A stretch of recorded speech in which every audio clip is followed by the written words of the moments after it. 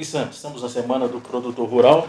Vamos falar de um assunto extremamente ligado ao homem do campo, à saúde dos bovinos. Primeiro, gostaria que você fizesse uma explanação sobre a situação da febre aftosa em nosso estado. Bom, nós hoje podemos dizer que estamos numa situação bastante confortável quanto ao todo o programa de erradicação, né, da febre aftosa no estado de Minas Gerais e no Brasil de um modo geral. Nós temos obtido altos índices de vacinação na campanha, né, durante o ano, a campanha de maio e a campanha de novembro. A campanha de novembro do ano passado, nós tivemos um índice muito bom de vacinação, porém, em um único município, nós ficamos com o índice abaixo dos 95%, que é o mínimo que o Ministério da Agricultura preconiza. E nós trabalhamos para que tenhamos, no mínimo, esses 95%.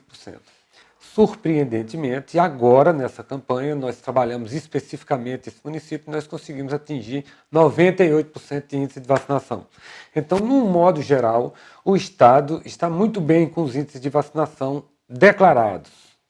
Porém, os resultados dos exames que são feitos periodicamente, no qual nós detectamos, fazemos a pesquisa dos anticorpos promovidos por vacina, o nosso índice está baixo.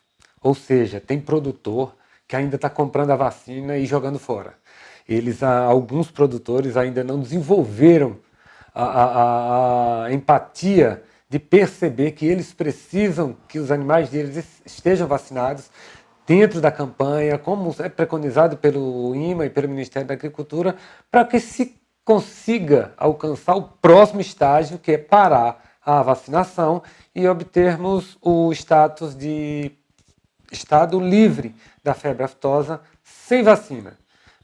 Se os números são animadores com relação à febre aftosa, mesmo com os anticorpos apontando que não há a totalidade da aplicação dos insumos adquiridos, sobre a raiva, qual é a avaliação da situação aqui na nossa cidade e na nossa região?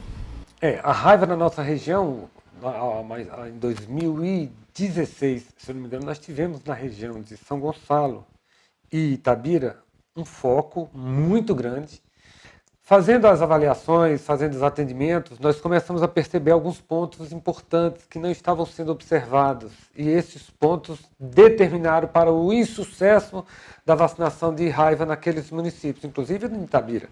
Primeiro ponto que estava é que os produtores, apesar de saberem, as casas agropecuárias sabiam da importância da vacinação, eles não estavam tomando os devidos cuidados quanto à quantidade de gelo a se colocar dentro da caixa de isopor, onde a vacina vai ser transportada até a propriedade.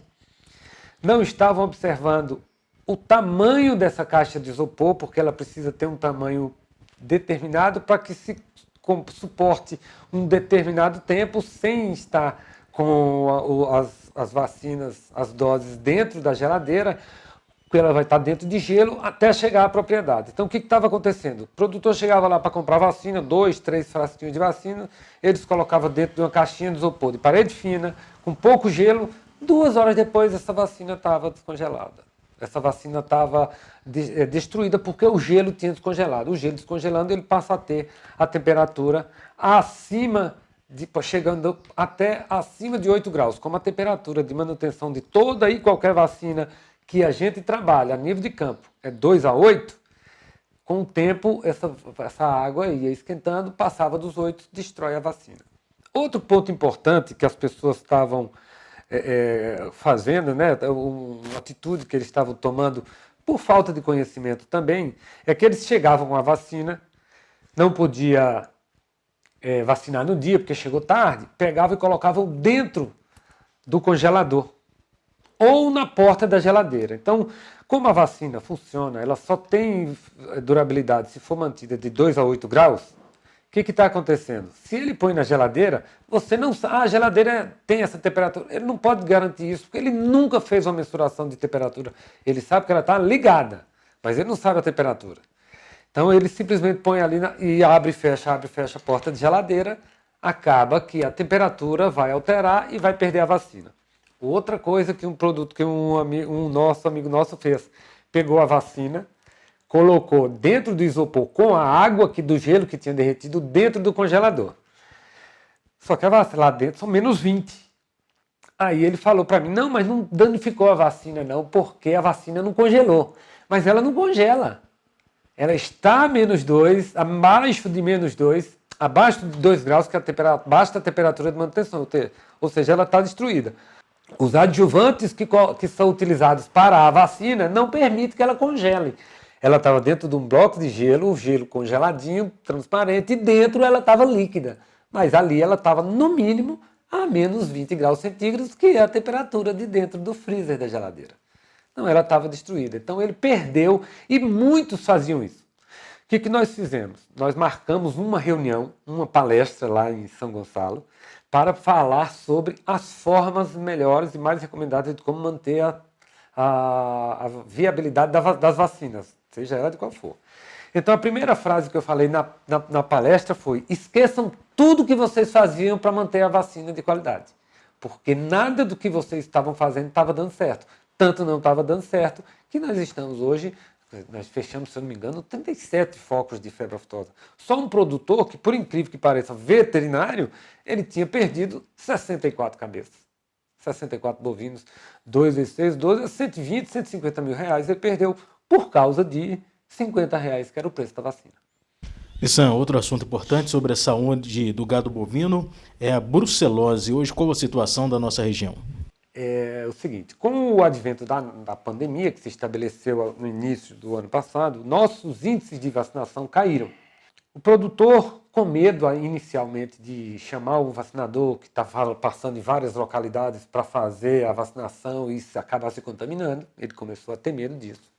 Nós reconhecemos isso. Ele mesmo passou a declarar menos bezerras para ficar mais barato, para não gastar com vacina, e a bezerra está aí sem vacinar. E outra coisa, passou a vacinar uma parte das bezerras. Não, eu vou vacinar só as bezerras que eu vou ficar com elas, as que eu vou vender. Mas a pessoa que vai comprar, ele não tem direito de comprar uma bezerra vacinada? O leite que essa bezerra não vacinada vai produzir, se ela pegar a doença, ela não vai transmitir para quem tomar o leite? Porque, inclusive, a brucelose, ela é uma zoonose. Ela transmite ao homem. E uma vez a doença transmitida ao homem, não existe cura. Então a pessoa vai sofrer de inflamações dos testículos a vida toda, se preservar, usar preservativo nas suas relações íntimas, ele vai ter problemas de artrite, inflamações das articulações, e nós temos diversas, só em cada dedo nós temos 4. E isso é cíclico. Ele tem um período que fica muito mal, doente, de cama, com dores nas articulações, com orquite. Depois ele dá uma melhorada, acha que melhorou, mas não. Então a vacinação tem que ser feita quando as bezerras estão na idade de 3 a 8 meses. Hoje já existe uma nova vacina, que é a RB51, essa que faz a vacinação de 3 a 8 meses, chama B19. Hoje nós já temos uma que chama RB51, que é indicada exatamente para a vacinação de animais que não foram vacinadas quando tinham a idade de 3 a 8 e pode ser vacinada em qualquer fase da vida. Nissan, o que são as clostridioses?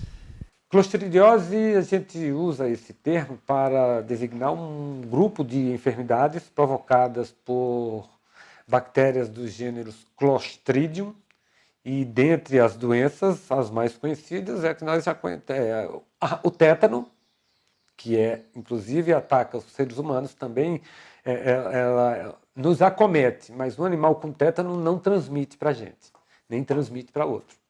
É só contato mesmo com a bactéria, em ferimentos, a bactéria que ela tem o nome de telúrica, exatamente porque vive, o habitat natural dela é no chão, em locais úmidos e com uma certa quantidade de matéria orgânica. Então ela é um grupo de enfermidades muito importantes, como eu te falei, o tétano é uma doença que causa muito prejuízo e quando o animal começa a desenvolver os sintomas, muito raramente eles conseguem ser revertidos. O mal de ano, conhecido pelo produtor como mal de ano, que é a gangrena gasosa, que é uma inflamação de grandes massas musculares com produção de toxina dentro do organismo do animal, essa toxina é absorvida e o animal acaba morrendo. Não tem também cura. E nos animais adultos também acontece a gangrena gasosa. É praticamente o mesmo do Clostridium, né, que causa o que o produtor chama de maldiano. É mesmos sintomas, porém é uma bactéria diferente da que causa nos animais. É a gangrena gasosa. Tem o mesmo sintoma, ataca grandes músculos, mas ela não mata. Pode matar, mas é muito raro. Mas ela causa lesões musculares, dores, sofrimento, queda de produção de leite. Então acaba sendo um prejuízo econômico.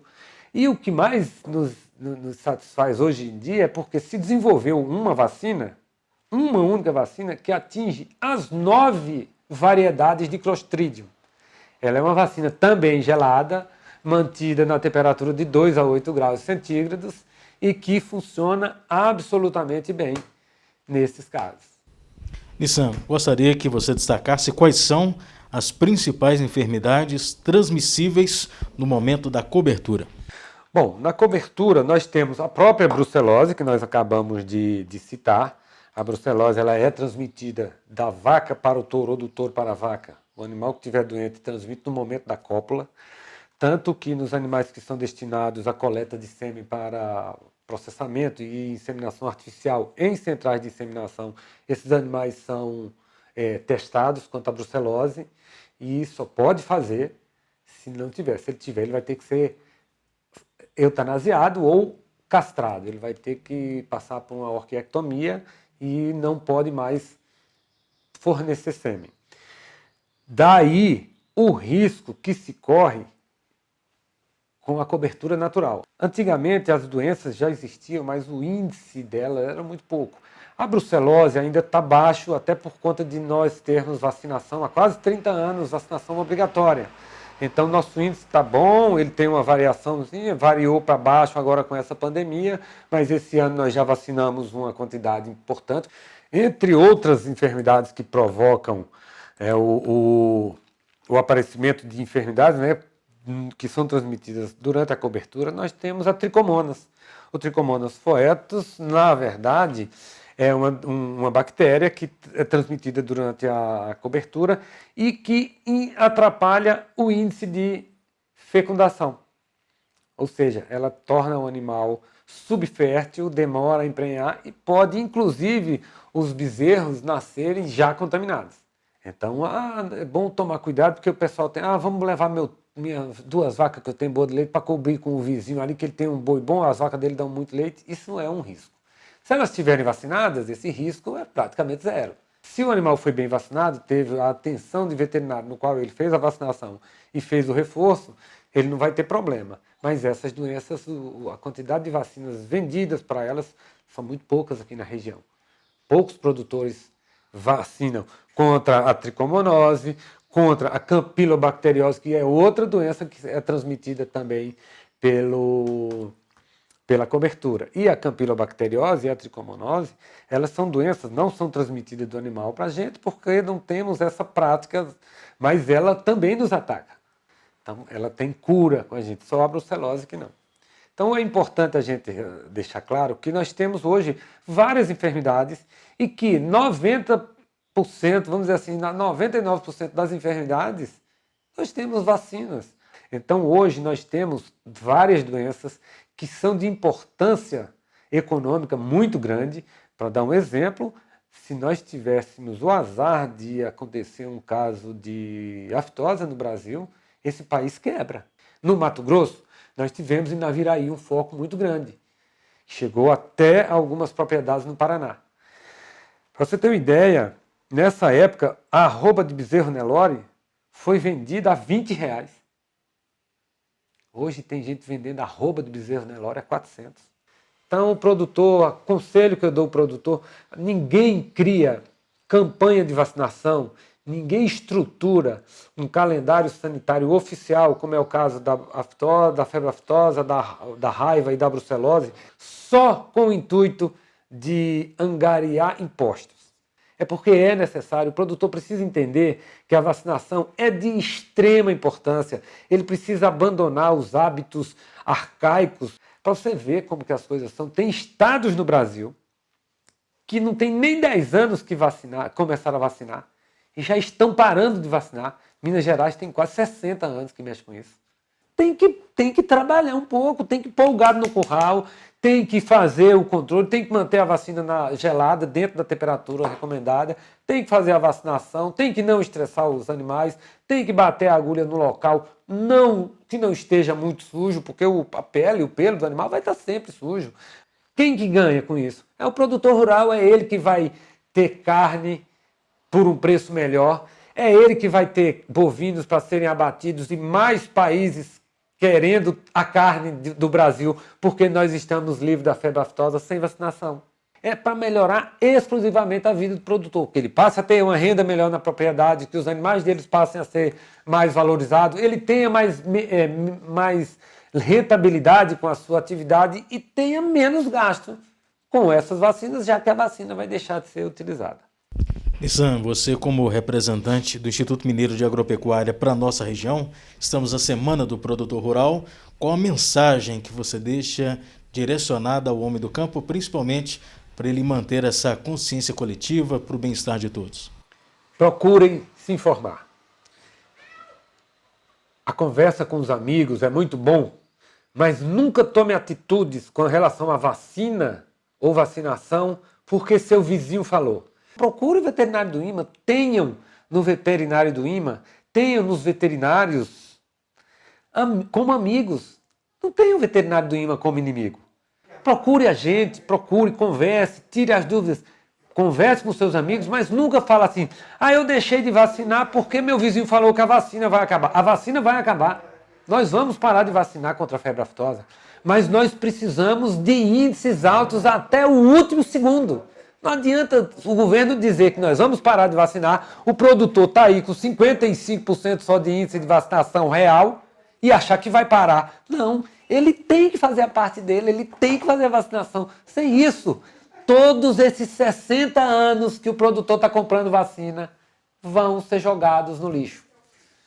E o Minas Gerais vai ficar isolado. A carne de Minas vai ficar isolada. Vai São Paulo vender para fora, Goiás vai vender para fora, Bahia vai vender para fora. O Acre, que é um estado mais pobre, que começou a vacinar, lógico, tem menos bovino, mas a gente trabalha dentro da proporcionalidade, já parou de vacinar de febre aftosa. Já parou de vacinar. E Minas está aí penando há anos, há meio século, mais de meio século, para acabar com a doença que estados e países desse tamanho, de pobres, já conseguiram. Então eu peço encarecidamente ao produtor rural mineiro, ao produtor rural da nossa região, do meu escritório seccional, especificamente de Itabira, já que estamos na semana do produtor, façam as vacinações obrigatórias, cumpram com sua obrigação e se olhem no espelho e digam assim, eu cumpri com a vacinação obrigatória, imunizei meu rebanho e tenho orgulho disso. Falem isso para vocês, de frente do espelho, de manhã ou à noite na hora de dormir. Que você, na hora que você começar a não ter coragem de se olhar no espelho para repetir isso, é porque você está fazendo uma coisa que não tem coragem de falar. E a gente não deve fazer nada que não possa falar como fez. Porque o motivo para não falar é o motivo para não fazer. Essa é a mensagem que eu deixo para todos os produtores.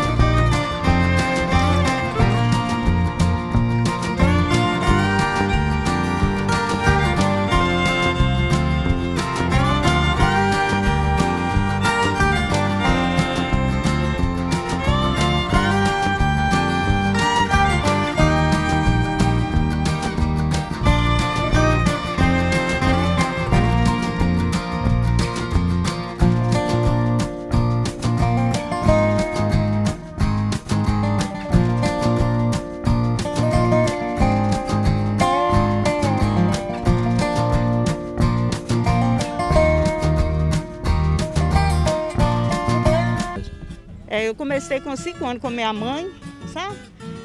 Lá no Campestre nós começamos esse trabalho. Então minha mãe levava a gente mexia com quitanda, ela fazia presépio com um negócio de barro, fazia peça de barro, né? E a gente aprendia com ela, né? Então essa feira é de anos e anos, já tem mais de 60 anos que nós participamos. Minha mãe já faleceu há muitos anos já, mas eu dei continuidade desse trabalho. Então essas peças que nós estamos apresentando aqui, são peças que a gente mesmo que faz, são produtos nossos, sabe? Então, assim, é gratificante por causa que, para mostrar para Itabira, na época do tropeirismo, né? Da lavadeira. Então foi onde começou a surgir essa feira. Aí a gente antigamente, a alimentação, as verduras, legumes, era tudo sem tóxicos, sem nada. Então, assim, é importante que as pessoas venham conhecer os nossos produtos, porque tem qualidade, né? São trabalhos que são muito bem elaborados, o pessoal faz cursos, né? Então não tem tóxico, não tem nada. Então, assim, são verduras frescas. Então, assim, e o artesanato nosso também são trabalhos que a gente faz, que a gente, de acordo com os produtos que as pessoas pedem. Hoje, graças a Deus, eu tenho minha carteira nacional de artesanato, de artista plástico, restauração e também de alimentação, sabe? E hoje eu já exporto meu trabalho. Tem uma geleia de pimenta que eu faço também, que eu aprendi com a minha família, mas por enquanto nós não estamos produzindo ainda não, sabe? Então venha conhecer, sai de casa, não precisa ficar com medo não. Comprou, levou, tá? Venha conhecer, venha, gente, vale a pena. Porque, igual o trabalho que a gente faz, são os pano de prato, tem vários produtos, coisas. E outra coisa que eu vou falar, eu sou restauradora, quem tiver peça quebrada, uma cerâmica, uma peça de barro, porcelana, um prato quebrou, não joga fora, traz que a gente restaura. A gente faz um quadro com esses retratos, tá? Então, assim, venha conhecer o nosso trabalho. Porque é importante para nós e é importante para você ver. Eu estou com máscara, nós se cuidamos, então venha conhecer o nosso trabalho.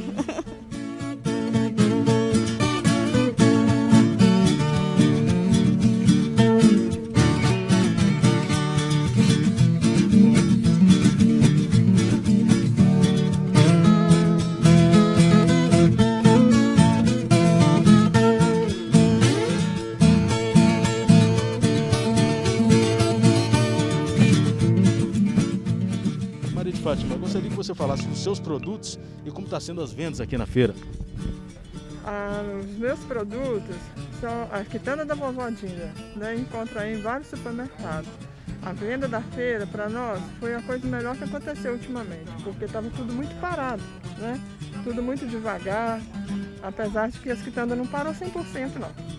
Nós tivemos uma queda muito grande na pandemia e com a volta da feira está sendo muito bom para nós, o produtor rural. Quais estão sendo as medidas de segurança sanitárias para se confeccionar as quitandas? Lá a gente trabalha em 3, né? 3 num dia e 3 no outro, para que não aglomere. E usando sempre a máscara, trabalhamos o dia inteiro de máscara. Usamos sempre o álcool, tem por todo canto na fábrica, tá? Usamos avental e fizemos tudo que é possível para que não aconteça, né, o pior com a gente na fábrica, porque já tivemos fábricas que tiveram que fechar nessa época da pandemia.